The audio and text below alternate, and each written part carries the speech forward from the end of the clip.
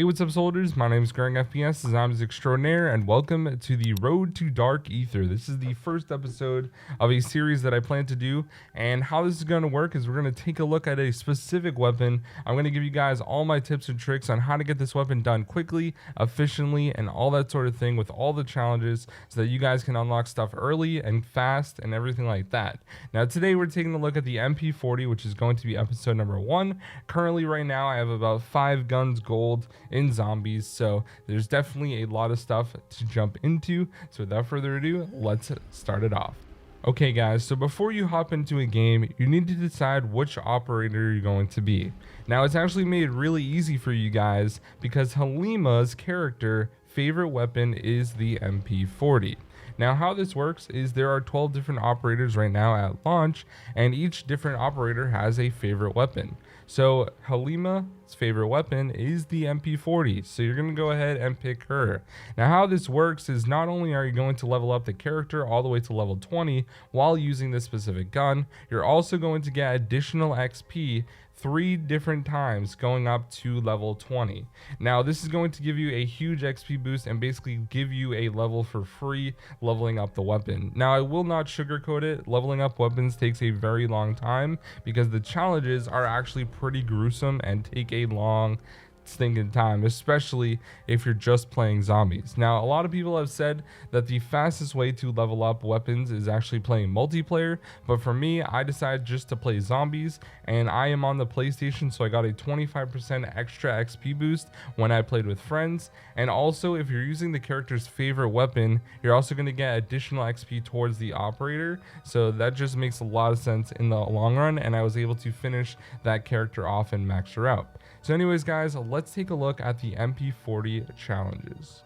Alright guys, so let's take a look at the different challenges. The first one is going to actually be called Pack Tactics. Now this one, all you have to do is get 4,000 eliminations. So you can actually do this challenge in conjunction with another one, which I'll get to in a second. Next up guys is going to be Surgical. Now for this one, all you need to do is get 800 critical kills, which means 800 headshots. Now this one's really simple to do, and it's a lot less than you needed in Cold War, so you should finish this one relatively quickly. Next up is Predatory Ambition, and for this one you need to get 4,000 Pack-a-Punch kills.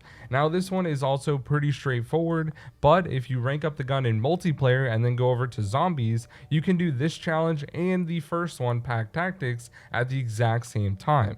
Next up is Reptilian, and for this one it says that for the challenge, in zombies get 10 rapid kills 50 times. So in order to get 1 rapid kill, you get the medal called the Carnage Medal. So essentially you're going to be getting the Carnage Medal 50 times for this weapon. Now there is a lot of different strategies you can do for this one, so let's jump into the one for rapid kills 50 times. Alright guys, so you can do this at the end of rounds. Just go up and aggro a bunch of zombies onto you, and then you can get 10 and kill them all and get a medal really easily that way. The next thing you can do is doing a transmit step. There's always going to be a ton of zombies that spawn, and if you're on the later rounds, they'll spawn indefinitely more than 10 zombies, so you can do it there. Next up guys is just in Blitz. Just train around until you get 10 zombies, and boom, you can get another Carnage Medal really easily. And last but not least is going to be the Harvest. Now once you fill up the first 2 and then the 4th one to 5, a lot of zombies are going to start spawning. After round 9, you're able to indefinitely spawn more than 10 zombies repeatedly over and over. So all you want to do is kill those 10 zombies, just wait a little bit, train around, and get more zombies to spawn, and just keep doing this over and over, and you can get all 50 Carnage Medals extremely easy in one game, no problem. So that's all my tips for getting the Carnage Medals, or 10 rapid kills 50 times. Alright guys, next up is going to be Deadeye, and for this one what you have to do is get 2,000 eliminations as a result of an equipped Covenant. There's a lot of different strategies for this one, but let's take a look at the best Covenants that you can use in order to get this done as fast as possible. Alright guys, so the first one I recommend is Unholy Ground because you'll deal more damage shooting while standing still. So every zombie you kill standing still will count for this challenge with Unholy Ground, which is really good. I also recommend getting a Brain Rod in the earlier rounds before you're going for 10 kills in a row. The Brain Rod zombie can just run around and obviously kill zombies. And also you want Dead Accurate because successive shots on the same enemy will deal more damage. And later on, I replace Brain Rot with Cryo Freeze, just so you guys know. So ideally, the best setup is Unholy Ground, Dead Accurate, and Cryo Freeze. Those three are going to do the best for this challenge, and you'll be able to finish it really, really fast, especially if you're standing still. Alright guys, next up is this Berserker section, and for this one what you have to do is kill 100 of the Boom Schreiers. Now these are the red guys that run extremely quickly, and all you have to do is kill them. They start spawning in after round 4 or above, so it really is pretty easy to do, honestly. And one thing you can do after each different challenge that you do is just go around the base map area of Red Star and find a group of zombies, and chances are if it's round 4 or above, there's going to be at least one Boom Schreier there that you can get and kill. So you can literally get 10 every single time you go back to Red Star after round 4. So it's really easy to do. Next up guys is going to be the Wildcat, and for this one what you have to do is kill 20 Sturm Kriegers. Now these guys are the big guys with the turrets, and once you get to round 6 or above on Red Star, there's always going to be multiple of these spawning, and if you get up to around like 10 or above, there's usually multiple of these, so you can go ahead and kill these really quickly. Now for this, I would definitely recommend using Aether Shroud, so you can just go up to them and just destroy them immediately, but it is one of the longer challenges, unfortunately, if you are not that great at zombies. Next up guys is going to be the Survivalist, and for this one what you have to do is get 2,000 eliminations with 7 attachments equipped. We're going to jump into the class setup after I go through all the challenges. Alright guys, next up is Mind Games, and for this one what you have to do, as described in zombies, get 3 or more rapid critical kills 30 times. Now this is going to be the easiest out of all the challenges besides just getting kills. All you have to do is get headshots pretty rapidly, but only 3 is really easy, so just find 3 zombies, headshot them all, and that's 1, and you just need 30. This one you can get just by playing, honestly. And last but not least guys, the last and final challenge that you need is called Death Artist. And what you need to do for this one, as described in the game, in zombies, get 20 or more consecutive kills without getting hit 20 times. There's also a very easy way to do this, and I'm going to jump into that right now.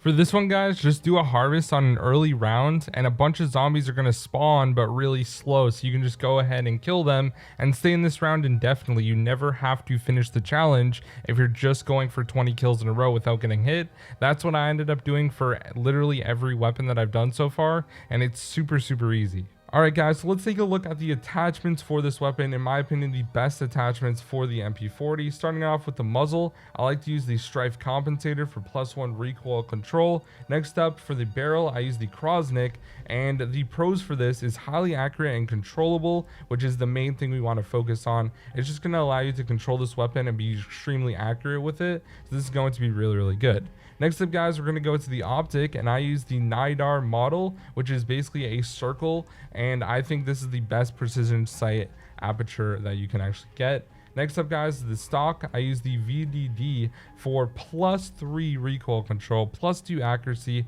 +2 flinch resistance, and +1 recoil recovery. This one's really good. You don't need to move extremely quickly for some of the different challenges, so I would say this is probably the best one when it comes to the stock. Next up guys, we're going to go over to the underbarrel, and I use the 1930 Strife Angled, and for this one you get +2 accuracy, +1 aiming stability, and +1 aim walking. So this one's really good as well guys. It's just going to allow you to be super accurate, which is really important.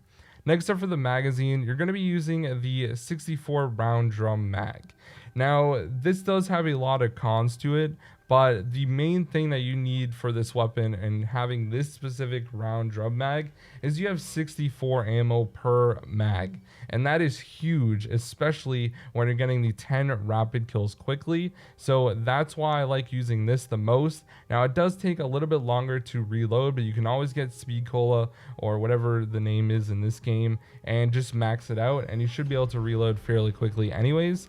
And last but not least, guys, for the rear grip, I use the Pine Tar grip for +2 recoil control, +1 hipfire accuracy, and you get -1 aim down sight speed, which you don't really need to worry about. So as you can tell by this entire build, the most important thing is having recoil control and accuracy. Those things are so important, especially for getting a lot of headshots in this game, and it makes the most sense, and that's why I use all these different attachments. So anyways, guys, thank you so much for watching the first episode of Road to Dark Aether with the MP40. If you have a specific gun that you want me to do next, make sure to comment it down below.